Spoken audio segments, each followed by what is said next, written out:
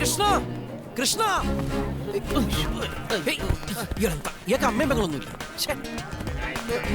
എന്തൊരു കഷ്ടമാണത്. അച്ഛാ കൊച്ചേട്ടാ ട്രെയിൻ നേരത്തെ വന്നോ?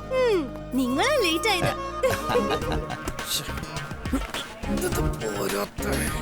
നിന്നെ വീട്ടിലെല്ലാരും കാത്തിരിക്കുക. രാജീവ്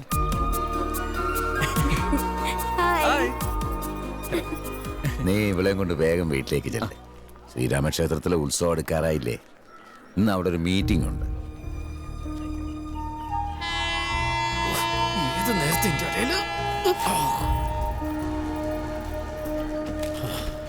എന്റെ അയ്യോ ട്രെയിൻ വിട്ടോ ആളറിയാൻ്റെ. കൃഷ്ണ